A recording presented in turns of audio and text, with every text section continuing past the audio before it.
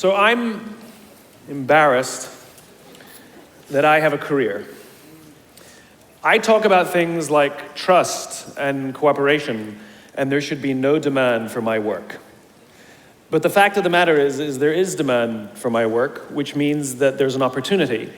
It means that trust and cooperation are not yet standard in our organizations, and yet they should be, and we know that, which is why we're looking for ways to bring those things to our organizations. So I thought I would do something a little different today. You know, when you're speaking to tens of thousands of people and you have the opportunity to share a message, of course, most rational people would say, let's go with something I've talked about lots of times and I'm really good at, but I'm not normal, so I'm going to do something completely new, and I hope this works out. There are two things that I think that great leaders need to have: empathy and perspective. And I think these things are very often forgotten. Leaders are so often so concerned about their status or their position in an organization, they actually forget their real job. And the real job of a leader is not about being in charge, it's about taking care of those in our charge. And I don't think people realize this, and I don't think people train for this. When we're junior, our only responsibility is to be good at our jobs. That's all we really have to do.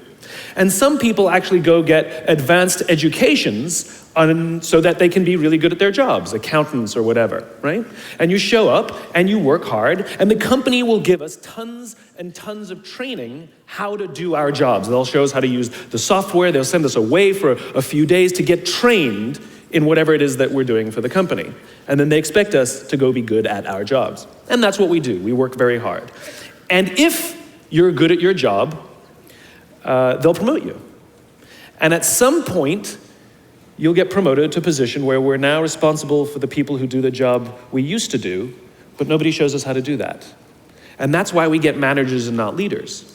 Because the reason our managers are micromanaging us is because they actually do know how to do the job better than us. That's what got them promoted. Really what we have to do is go through a transition. Some people make it quickly, some people make it slowly, and unfortunately some people will never make that transition at all. Which is we have to go through this transition of being responsible for the job and then turning into somebody who's now responsible for the people who are responsible for the job. And as I said before, one of the great things that is lacking in most of our companies is that they are not teaching us how to lead. And leadership is a skill like any other. It is a practicable, learnable skill. And it is something that you work on. It's like a muscle. If you practice it all the days, you will get good at it and you will become a strong leader. If you stop practicing, you will become a weak leader. Like parenting, everyone has the capacity to be a parent. Doesn't mean everybody wants to be a parent, and doesn't mean everybody should be a parent. Leadership is the same. We all have the capacity to be a leader. Doesn't mean everybody should be a leader, and it doesn't mean everybody wants to be a leader. And the reason is because it comes at great personal sacrifice. Remember, you're not in charge, you're responsible for those in your charge. That means things like when everything goes right, you have to give away all the credit. And when everything goes wrong, you have to take all the responsibility. That sucks, right? It's things like staying late to show somebody what to do. It's things like when something does actually break, when something goes wrong, instead of yelling and screaming and taking over, you say, try again. When the overwhelming pressures are not on them, the overwhelming pressures are on us. At the end of the day, great leaders are not responsible for the job. They're responsible for the people who are responsible for the job. They're not even responsible for the results. I love talking to CEOs and say, what's your priority? And they put their hands on their hips all proudly and say, my priority is my customer. I'm like, really? You haven't talked to a customer in 15 years. There's no CEO on the planet responsible for the customer. They're just not. They're responsible for the people who are responsible for the people who are responsible for the customer. I'll tell you a true story. A few months ago, I stayed at the Four Seasons in Las Vegas. It is a wonderful hotel. And the reason it's a wonderful hotel is not because of the fancy beds. Any hotel can go and buy a fancy bed. The reason it's a wonderful hotel is because of the people who work there. If you walk past somebody at the Four Seasons and they say hello to you, you get the feeling that they actually wanted to say hello to you. It's not that somebody told them that you have to say hello to all the customers, say hello to all the guests, right? You actually feel that they care. Now, in their lobby, they have a coffee stand. And one afternoon, I went to buy a cup of coffee, and there was a barista by the name of Noah who was serving me. Noah was fantastic. He was friendly and fun, and he was engaging with me, and I had so much fun buying a cup of coffee, I actually think I gave 100% tip, right? He was wonderful. So as is my nature, I asked Noah, do you like your job? And without skipping a beat, Noah says, I love my job. And so I followed up. I said, what is it that the Four Seasons is doing that would make you say to me, I love my job? And without skipping a beat, Noah said, throughout the day, managers will walk past me and ask me how I'm doing, if there's anything that I need to do my job better. He said, not just my manager, any manager. And then he said something magical. He says, I also work at Caesar's Palace. And at Caesar's Palace, the managers are trying to make sure we're doing everything right. They catch us when we do things wrong. He says, when I go to work there, I like to keep my head under the radar and just get through the day so I can get my paycheck.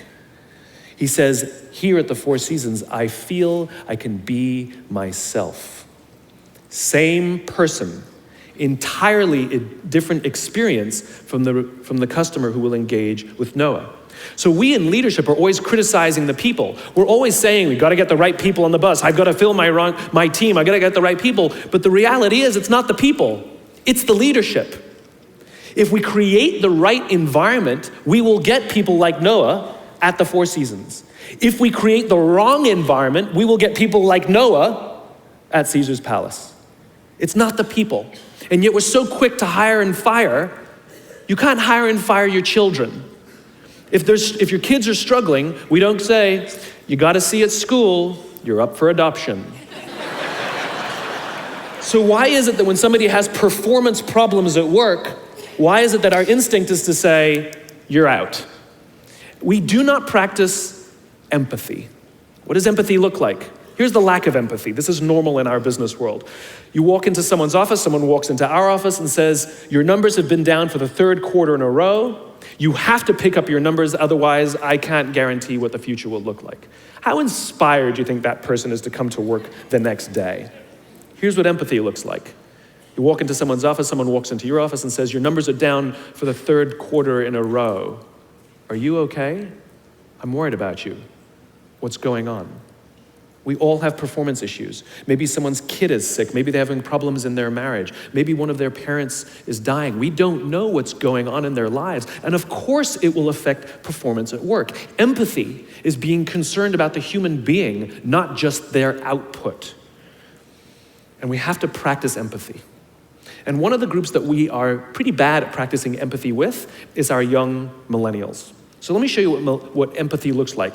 Listening to understand, trying to understand someone's point of view and disposition. At 100% of the talks that I give or the meetings that I have, invariably, someone will raise their hand and ask about the millennial problem. Apparently, this young generation is unleadable. Apparently, they have confounded every single company in every single industry. And so now it's at the point where companies have given up and are now just asking millennials, what do you want? And so they say, we want free food and bean bags. And so now every company has free food and bean bags, and guess what? Nothing has changed. So what I thought I would do is show you what empathy looks like. How do we practice empathy with someone we don't understand? How do we practice empathy with an organization or a group that we're struggling with? Right? So we have to understand that it breaks down to 4 things. I've broken it down into parenting, technology, impatience, and environment. Let's talk about parenting first. Too many millennials have grown up subject to what has been described as a failed parenting strategy. Too many of them were told as they were growing up that they were special, that they can have whatever they want just because they want it. They got medals for coming in last. They got participation medals, right? And the science on this is already good. We know that it devalues the feeling that somebody who works hard and comes in first place, and it actually makes the person who comes in last embarrassed because they know they don't deserve it. So it actually makes them feel worse. It actually doesn't help. There are a lot of kids who got into honors classes, not because they deserved it, but because their parents complained. And they got A's not because they earned them, but because the teachers didn't want to deal with the parents, right? Then those kids graduate and they start a job. And in an instant, they find out that they're not special, that you don't get anything just because you want it. You get nothing for coming in last, and your parents cannot help you get a promotion. And in an instant, their entire self-image is completely shattered. In an instant, the way they view themselves has completely changed, turned on its head. And so what you find is that there's an entire generation growing up with lower self-esteem than previous generations. Remember, they have grown up in an Instagram, Facebook, Snapchat world in which they are very, very good at putting filters on everything. They're very, very good at curating how they want to be seen. And we think they're full of confidence. They seem to have all the answers. They seem to be telling us what to do. At the end of the day, it's just not there. It's just not true. It's just not true. Their confidence is a lot weaker than before. They don't know where they're coming from. They don't know where they're going. They're unsure of themselves, and they lack the courage to ask. We say things like, my door is always open, assuming that they have the courage to walk through the door. Number one. Then we add in technology. There's a chemical in our body called dopamine. Dopamine is responsible for the feelings we get when we find something we're looking for or we accomplish something we set out to accomplish. You know that great feeling you get when you cross something off your to-do list, or when you win the game, when you hit the target, right? Win the client, get the promotion, whatever it is. That elation, find your keys.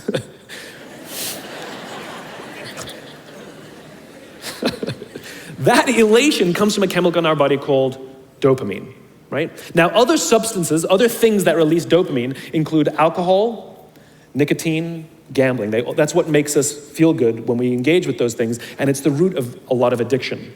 In fact, almost every alcoholic on the planet discovered alcohol when they were teenagers. You see, when we're very, very young, the only approval we need is approval from our parents. And then as we go through adolescence, we now crave the approval of our peers. Very frustrating for our parents, very important for us. It allows us to acculturate outside of our immediate families into the larger tribe. Very, very important, right? It's a time of high stress and high anxiety, and we're supposed to learn to rely on our friends. Some people, quite by accident, discover alcohol and the numbing effects of dopamine to help them cope with the stress, and that becomes hardwired. And then for the rest of their lives, when they suffer some kind of extreme stress, they don't turn to a person, they turn to the bottle, right? Now, we also know that dopamine is released with cell phones and social media. So that bing, buzz, flash, and beep that we get from our phones that feels so good, it releases dopamine. We like getting it. Yes, we all hate all the emails, but we love the bing, right? We've all been in this position. You know, you're feeling a little bit down, you're feeling a little bit sorry, maybe feeling a little bit sad. And so what do? We send out 10 texts to 10 friends. Hi, hi, hi, hi, hi. And we hope that they write back because it feels good, right?